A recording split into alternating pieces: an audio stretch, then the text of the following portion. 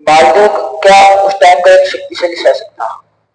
मालदेव के आक्रमण जगह जगह हो रहे थे। मेड़ता, जैसलमेर ऐसी कई रियासतें राजस्थान की रही जहां मालदेव का आक्रमण हुआ। तो एक बार जैसलमेर जो भाटियों का एक गांव है, इस पर हम चर्चा बाद में करेंगे। जैसलमेर का इतिहास भी खूब बड़ा है। तो वहां का एक राजा था लोणकरण। तो उस लोणकरण के शासनकाल में मालदेव का आक्रमण हुआ। तो लोणकरण ने थोड़े बहुत पैसे वगैरह देके और फलों की एक छोटी जागीर थी जो लोणकरण को दे दी। तो लोणकरण वापस लगा। और छोटी जागीर देने से और पैसे देने से तो वो मानने वाला नहीं था। हाँ, थोड़े दिन रुक सकता है, लेकिन आक्रमण वापस होना था। तो इसकी चिंता लोणकरण को लगी रहती थी कि भाई आक्रमण तो वापस होगा, वो वापस आएगा। तो फिर दरबारी सेनापति रोज उसी में उलझे रहते थे, उसी सोच में। जब कोई व्यक्ति किसी चीज की टेंशन होती है तो वो बार बार उसी चीज में उलझा रहता है। तो फिर सेनापतियों ने में से एक सेनापति ने बोला कि महाराज, आपकी एक बेटी है उमा दे। क्या नाम है? उमा दे। उसकी शादी अगर अपन मालदेव से कर दे तो शायद वो आपका जवाई होगा, और वो जवाई होने के नाते आप पे आक्रमण नहीं करेगा। तो लोणकरण मान गया कि हाँ, ये बात तो सही है। अगर अपन ऐसा करते हैं तो वो आक्रमण जैसलमेर पर नहीं करेगा। तो फिर अब राजा लोगों ने आदेश दे दिए। तो फिर मालदेव के यहाँ पत्र भेजा गया, लेटर भेजा गया। तो शादी के लिए कौन मना करेगा? ऐसी बात है। उसने कि बिल्कुल, अब तैयार है, हाथी घोड़े सब अपने तैयार है, ले आएंगे, आप बता देना। तो शुभ मुहूर्त, घड़ी, लगन, इन सब के साथ एक दिन बारात आई मालदेव की। मालदेव कहाँ है? पहले शादी के लिए, विवाह के लिए। अपने महाराज ने बोले तो पानी जी बेटा आया जैसलमेर। जैसलमेर एक भारत की सबसे बड़ी क्या थी? रियासत। और जैसलमेर, बात करें जैसलमेर की उतनी कम है कि गढ़ दिल्ली, गढ़ आगरो, अरगढ़ बीकानेर, बलोचनायो भाटियां, गढ़ सिरे जैसलमेर। तो जैसलमेर एक सबसे बड़ा व्यापारिक केंद्र भी था। प्राचीन व्यापारिक केंद्र सबसे बड़ा जैसलमेर रहा। बहुत पैसा था, तभी तो बोले सोने की चिड़िया। भारत को सोने की चिड़िया कहते हैं तो क्यों? क्योंकि भारत के पास पैसा ज्यादा था। वैसे ही स्वर्ण नगरी अपन अगर किसी को कहते हैं तो वो क्या है? जैसलमेर। तो आई बारात। अब बारात करने के लिए भाई साहब, एक तो मालदेव बहुत स्मार्ट बंदा था। तो आज भी अपने गांव में देख लेना कि कोई बारात वगैरह आती है तो महिलाएं और जो दुल्हन होती है उसकी सहेलियां वगैरह देखने के लिए जाती है। लोग छतों पर चढ़ जाती है महिलाएं, बोलते ना, छतें कम पड़ जाती है देखने के लिए। तो अब भारत का डेरा वगैरह, डेरा वगैरह सब समझते हो? हाँ। अब जहाँ डेरा रहते हैं तो उस टाइम डेरे पे जब जाती है तो महिलाएं कौन सा गीत गाती है? जल्ला। डेरे के समय कौन सा गीत गाया जाता है? जल्ला। हाँ, ये गीत होते हैं मारवाड़ी के। अगर बैंड बनता है निकासी की टाइप, जब घोड़ी करते हैं तो उसमें घोड़ी को चने की दाल वगैरह खिलाई जाती है। आप अगर किसी दुल्हन को सीख देते तो कोयल गाई जाती है। तो ये अपना क्या है? गीत है। तो अब महिलाएं गई। अब उमादी की सहेलियां आकर बोले उमादी को कि वह क्या बंदा है, क्या स्मार्ट है और शक्तिशाली राजा है। अब इतनी घोड़े रहे, इतनी हाथी लाया है। तो फिर उमादी से रहा में गया। उसने बोला कि चलो भाई देखते हैं। तो अब वहां तो जा नहीं सकते, तो क्या गढ़ था, पहले के गढ़ किले आप देखते होंगे, क्या होते थे? ऊंचे होते तो पूरा गांव दिखता था। तो वो छत पे जा रही थी तो एक पास सीढ़ियों के पास के कमरे में उसके मम्मी और पापा दोनों झगड़ रहे थे। किसके? उमा दे के, लोणकरण और इसकी रानी। तो वो कान लग गई, सुनी। तो लोणकरण जी बोल रहे थे कि बहादुर जैसे ही फेरे में आएगा तो सेना वगैरह कुछ साथ रहेंगे नहीं, तो उसको मैं वही मार दूंगा फेरे में। और वो चिंता में हो गई, कौन? उमा दी। और उसकी मम्मी मना कर रही थी कि नहीं, ऐसा छल कपट के काम अपन को शोभा नहीं देते। तो पहले अब जब गए तो ऐसे लड़ाई की बातें चल रही थी। उमा दी संकट में हो गई कि अब इधर पिताजी है उधर पति है, किसका साथ दूं? और अपने हिंदू जो है समाज धर्म, उसमें माना जाता है कि सगाई अपने आप में क्या है, आदर विवाह है। तो मैं साथ किसका दूंगी? पति का। तो उसने किसी को कल बोलकर भिजवाया कि फेरों में तुझे माने।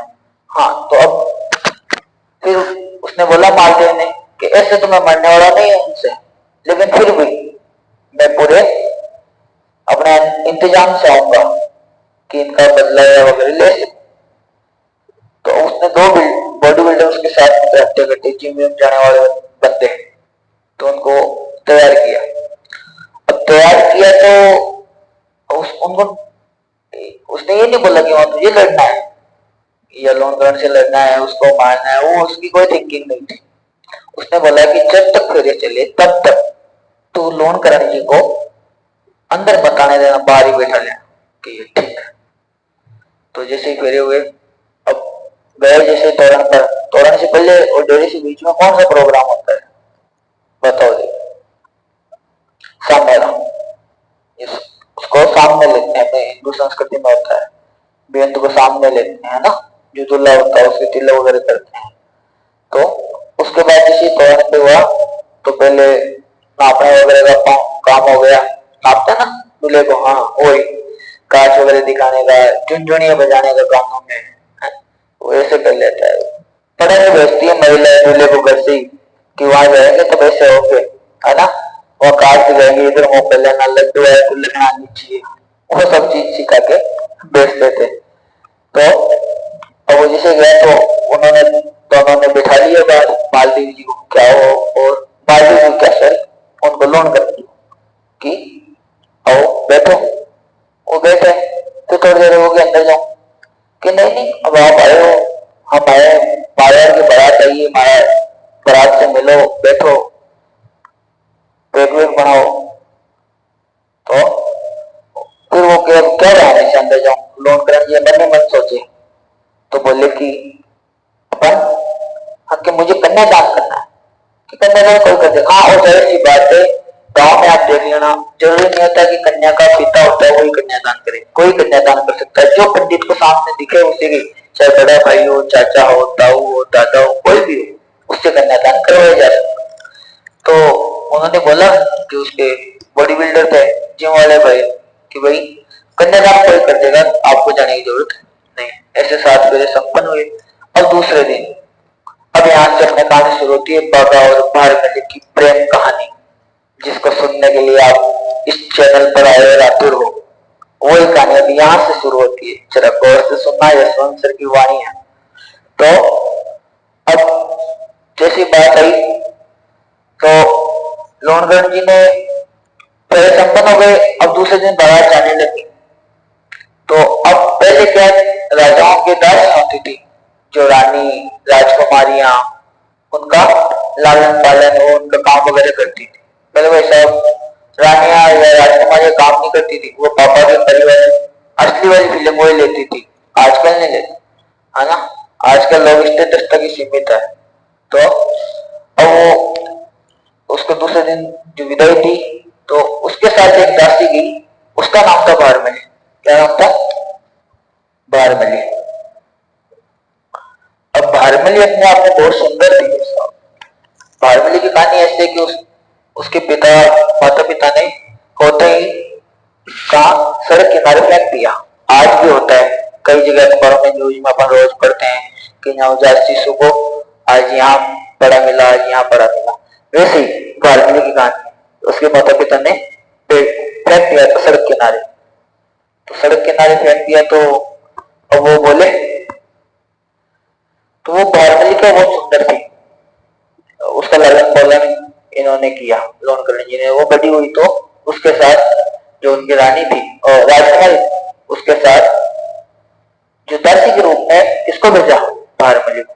अब रात को स्वागरात की बारी आई, वहां जाने के बाद तो जो थे मालदेव वो तो जल्दी फ्री होके अपने रूम में पहुंच गए, और वो तैयार हो रही थी वही उमादे। तो ऐसे लेट हुआ तो मालदेव जी ने किससे कह के भिजवाया कि भाई आ जाओ, इतना टाइम किसमें लगता है। तब वो उमादे कि थोड़ा टाइम लगेगा, तो वो भारमली को भेजती है कि तू जा और बोल के उनको थोड़ा टाइम लगेगा आना। तो भारमली सुंदर थी और वो मालदेव का नशे में था। तो अब वो गई, अब ऐसा भारमली सुंदर अपने आप में और वो राजा। तो अब थोड़ी देर बाद में जो उनको पता चला उमादे को, तो उसने बोला कि अब मैं तुम्हारे साथ नहीं जाऊंगा। एक राजा और दूसरा इतना शक्तिशाली राजा, तुम 10 मिनट वेट नहीं कर सकते तो तुम पूरी जिंदगी क्या मेरे साथ निभा सकते हो। तो वो रूठ के चली गई। कौन? उमादे। देखा मतलब देवी होता है ना, जैसे शॉर्ट में बोले तो देव बोल सकते हैं, उमा देवी नाम था ना। तो वो रूठ कर चली गई। हाँ, अब जीके का प्रश्न भी यहाँ से, रूठी रानी के रूप में पर किसी को देखते तो वो है उमा देवी, रूठी रानी के रूप है ना, जो लॉर्ड ग्रहण की राजकुमारी थी, बेटी थी और क्या थी। अब वो वहां से तारागढ़ चली जाती है, खूब दिनों तक तारागढ़ रही। अब इधर भारमली है, इसके पास है मालदेव जी के पास। तो थोड़े दिन बाद जैसे ही हुआ, फिर वो मालिक है पूरी अब जीवन भर ऐसे रहे, बात में नहीं आई, मालदेव के पास आई। वो लास्ट में जब बात आती है तो किसी युद्ध में मालदेव खत्म हो जाते हैं या सामना कर देते हैं, तो भारत को उमा देवी सती हो जाती है और जीवन भर आई नहीं। तो फिर वो हमारा घर चली गई। वहां से फिर इन्होंने भिजवाया, खूब दिन हो गए, इनके मन में आया मालदेव जी की यार अपनी गलती थी और अपन को मनाना भी चाहिए। तो इन्होंने किसी को भेजा, इन्होंने भेजा इसरदास जी को। किसको भेजा? इसरदास। इसरदास जी नाम का इनके कोई बंदा था, उसको भेजा कि तू जा और मना। फिर वो गए और बोले उमादे को जाकर कि आओ आप राजा जी के पास, ऐसी छोटी मोटी गलतियां होती रहती है, माफ कर दो। 10 लोगों के सामने माफी मांग सकता है, मारवाड़ का राजा है और मारवाड़ का राजा है तो सबसे शक्तिशाली राजा है मालदेव, और 10 लोगों के सामने माफी मांग रहा है और तुम्हें वापस स्वीकार कर रहा है, तो आपको जरूर आना चाहिए। तो फिर वो मान गई। तो अब वो आ रही थी, तो अब इनके मालदेव की 3 रानियां और थी। अब वो सोची कि क्या है, तो पटरानी कौन होगी। तो वो क्या उनको बोल के रही है, तुम्हारा कोई राजा बनेगा, तुम्हारा बेटा होगा वो जोधपुर का राजा बनेगा।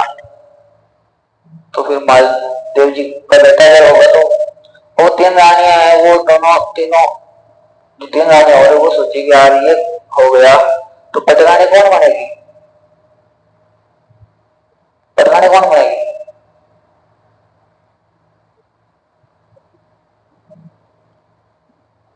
और पटरानी कौन बनेगी, ये कौन, उमर।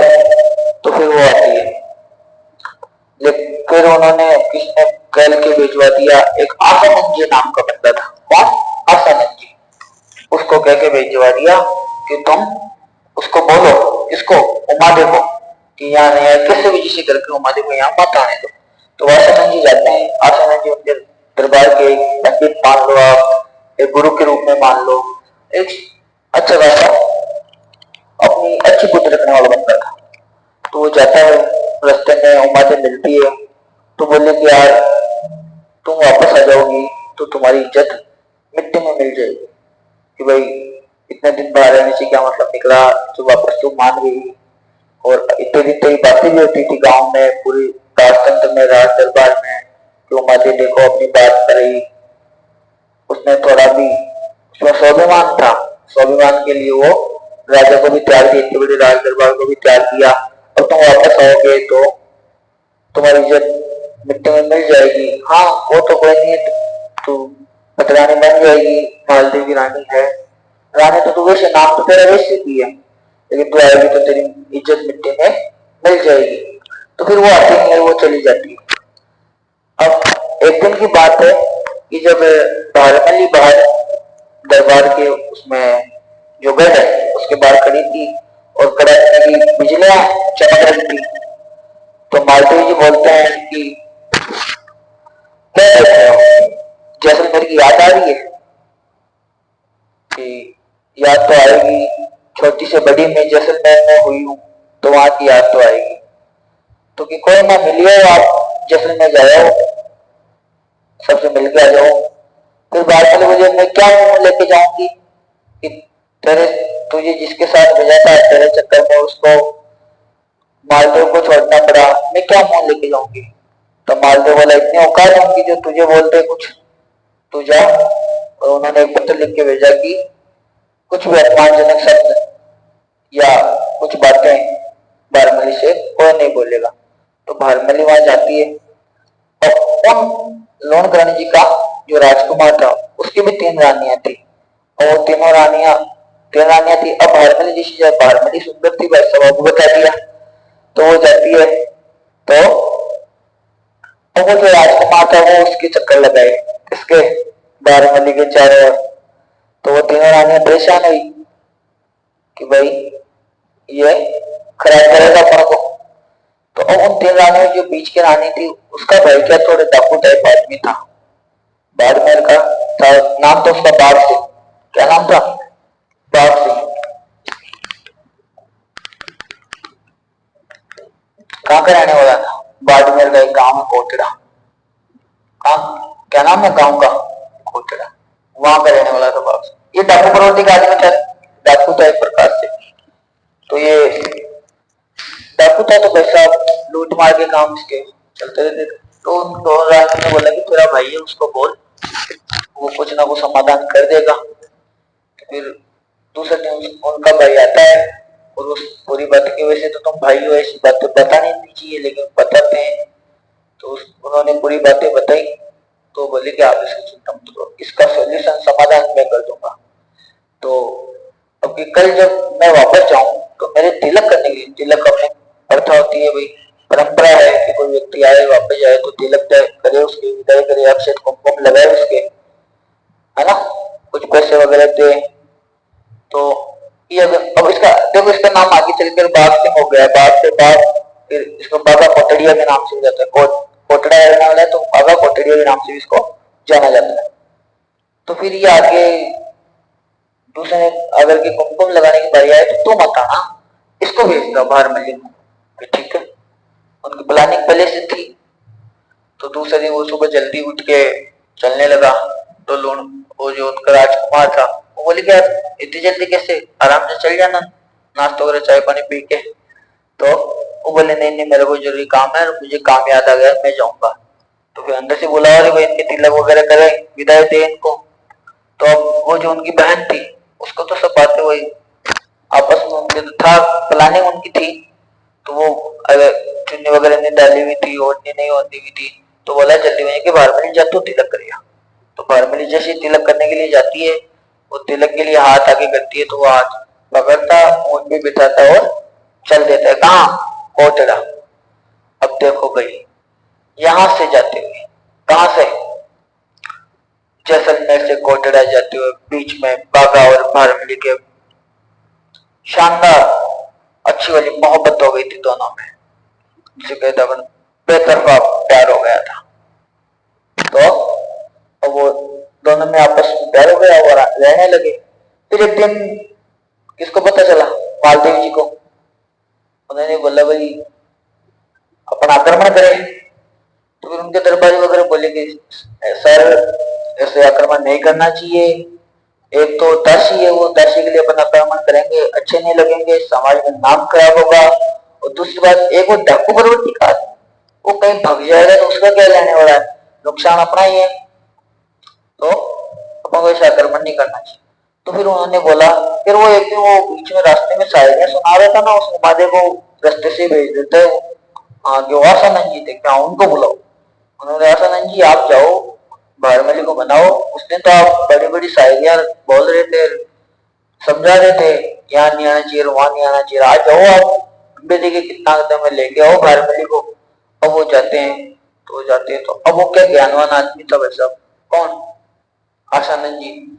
तो उधर से वो बाघ सिंह कोटड़िया आता है, सामने लेने आता है उनको, आसानंद जी को। उसको पता चला आसानंद जी आ रहे हैं, दंडवत प्रणाम करता है आसानंद जी का, आसानंद जी को लेके जाता है। फिर आसानंद जी बैठाता है आसन पे, आसानंद जी को चाय वगैरह बना देते। तो दोनों का प्यार देख के आसानंद जी खुद ऐसा वहीं रह गए। भारमली और बाघा का प्यार देख के कहाँ रह गए? आसानंद जी वहीं रह गए, वापस आए नहीं कभी, जोधपुर मालदेव के दरबार में कभी आए नहीं। और फिर ऐसे आगे चलकर एक दिन बाघ सिंह मर गया और फिर भारमली भी सती हुई। देखो एक दासी, और इतना प्रेम था कि वो अपने पति के लिए सती हो गई, जौहर के लिए।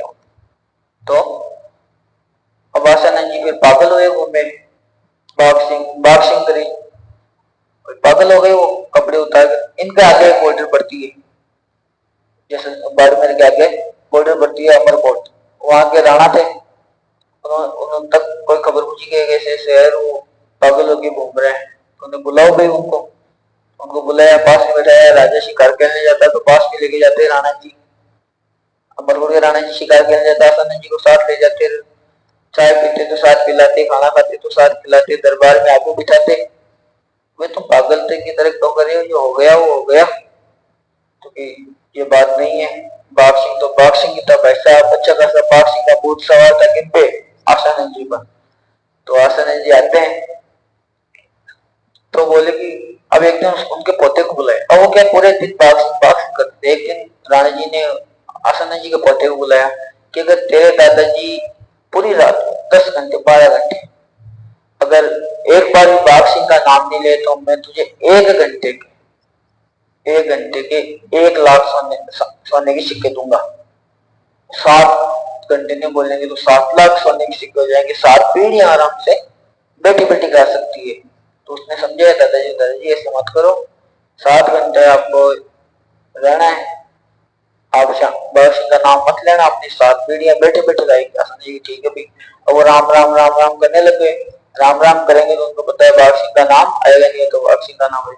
अब थोड़ी देर तो घंटा हुआ, 10 आधा घंटा हुआ, घंटा हुआ नहीं, आधे घंटे हुआ तो बाघ सिंह। अब भाई साहब जिनकी आदत पड़ी वो कैसे जाए? अपने मारवाड़ी में कहावत थी, क्या जिन आदत पड़ जाए वह मर जाए, उनकी आदत थी, वो कैसे जा सकती है? तो एक शायरी भी है, तरवर्त मौर्यो सर्वर्त ज सर्वर्त ज तरवर्त मौर्यो ज सर्वर्त हंस ज भगत बारमल ज भगत बारमल ज दारुत हंस ज तरवर्त मौर्यो। जैसे तरु तरु क्या पेड़ के पास कौन रहता है? मोर। ज तर सर्वर्त हंस, जैसे सरवर के पास कौन रहता है? हंस। जय बाबा थे बारमल, जैसे बाबा के बिना बारमली नहीं रह सकती, सती हो जाती है बाद में। जय दारू का मांस, जैसे दारू के बिना मांस।